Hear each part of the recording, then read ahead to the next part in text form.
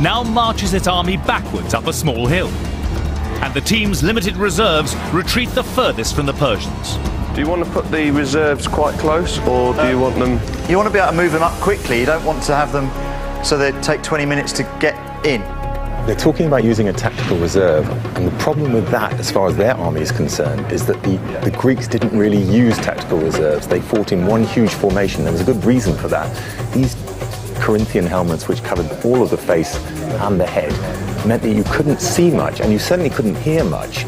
They fought in one solid body, and that was their only chance. And make sure you stay on the slope, Scott, as much as possible. Okay. Yeah? So you want the whole thing on the slope? We want everything on the slope. We don't want to be on the flat too early. We want them to have to come to us. So the team's aggressive hoplites are told to wait on the slope, where their ability to charge is seriously reduced. The further up the hill we get, you see, the better protection we get from the archers, because the archers aren't going to be able to fire as far up a hill.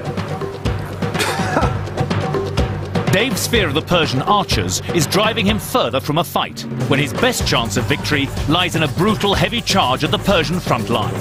And make sure your skirmishers are easily pick-outable.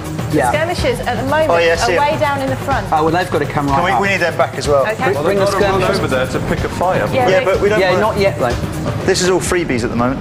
The battle plan, as we can see it at the moment, is not going to work, and the reason it won't is because they've reduced their total frontage, and it will be very easy for this vastly superior Persian army to outflank them. But Scott's recognised this danger, and he's come up with a cunning plan. We can split the troops in half so that we can get twice the length. They'll be a bit thin then, won't they? No, it'd be too thin. Okay. I mean, we already decided at the beginning that we had to keep fairly compact, whatever we did. In a split second, Scott's inspired suggestion is dismissed by his generals. A chance for success has been squandered. That looks good. I like that. OK. And now you're going to get another advantage. Despite all the technical 21st century help we've given you already, we're going to give you a real-time satellite feed of your battlefield. That's exactly what we had. We were in a different place, but that's about... Well, that's all we got. That's all we got, so that's what we've got to do. Of course, now they can actually see this satellite view. It's telling them one crucial thing, and that is that the Persian army front is very spread out. Their best protection against that is to spread their own front out. They should know that, because they were told at the beginning that they are vulnerable to attacks from the flank. But what worries me is that they've got two lines and they're going to keep them. We might have to spread out into a longer line to stop being outflanked. It's the first thing you can see. This is going to be, yeah. Dave thinks that he can have a plan B that will allow them to redeploy on a wider front. But unless he redeploys now, he will not get a chance. He will be enveloped. The Persians can easily envelop him both sides. But it looks like Dave may have realised his mistake. The first thing I want to do is start moving the whole front 6 divisions out wider. We're going to go out. Okay? And forwards, obviously. At last, the team hit on the right strategy, deciding to broaden their line and move their troops back to the flat ground. But as they retrace their steps, the mighty Persian army begins to advance. 25,000 troops, on behalf of Darius, King of Kings, close on the outnumbered volunteers of the city of Athens. In the first sign of Greek aggression, the team send their lightly armed skirmishers down the slope to face the Persian advance. And behind them come the hoplites, returning to the flat plain, where they should work best. That's excellent, Scott. Kez, can you get him to do that? Do the same thing, Kez. Okay, okay. Kez, you need to get them in a line. That's it. And move them in that line forward. Right, Scott, move the reserves up. They are spreading their front. That's a good thing, but it's looking like a bit of a dog's dinner at the moment. The Persian archers are getting within range, in preparation to launch their first attack.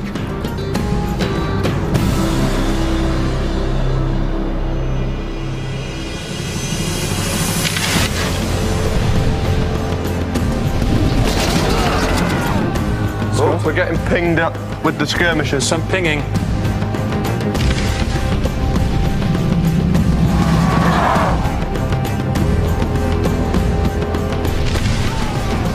With their skirmishers held back as cannon fodder, can the team march their heavier troops back down the hill in time to make their mark? Time is crucial. They've got to engage the Persians as quickly as possible because the Persian cavalry are in the wings and they may deploy them at any moment. The longer the battle goes on, the more the danger that the Persian cavalry are going to be used. Chaps, their cavalry's moving in. Right. Can you see that? Just appearing up onto the screen now is the Persian cavalry, and that is the danger that the Athenians have got. But while the Persian cavalry make their way onto the battlefield, the generals focus on their skirmishers, still unsupported and under siege from arrow fire. Are these guys getting pinged at? Right, charge them into some archers or something. Make them do something. Despite mounting losses, the lone skirmishers plough on, hoping to get within range to launch their javelins at the enemy.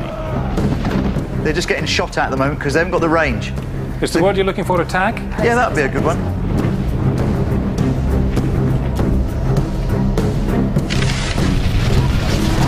But if arrows weren't enough, now the Persian slingers have a go at the Greeks.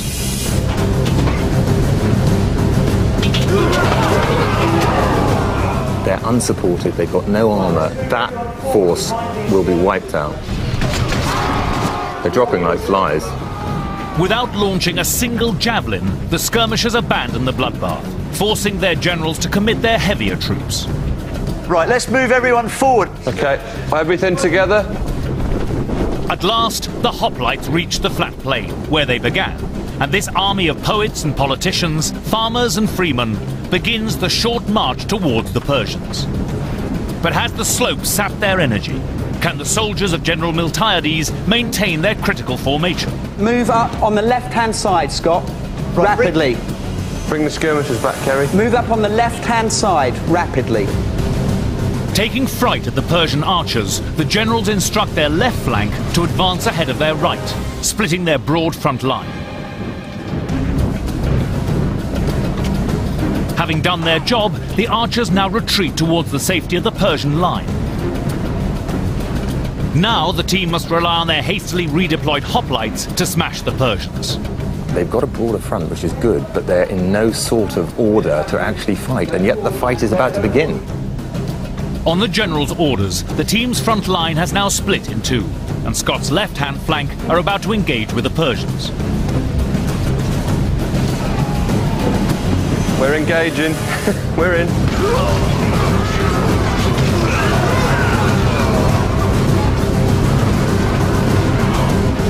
They've got their left flank moving in on the Persians, but they're opening up their center. There are two ragged edges of the Athenian army, and the Persians are going to be able to roll them up. Separated from their comrades on the left, Kerry's right flank now engage with the enemy. At last, the hoplites can get stuck in. And at close quarters, they butcher the lightly armed Persians.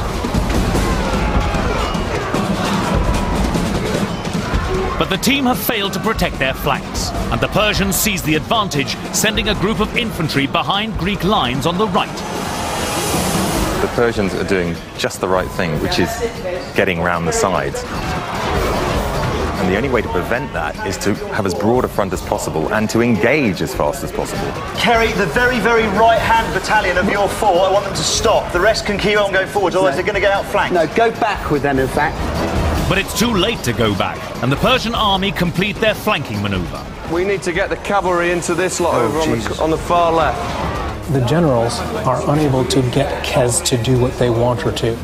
But Eric, this was a problem that was set up because the battle plan was uncertain. We knew from that point that they would not have enough time to deploy their troops, however well the communication was between the two. How do you think it's going? Bad.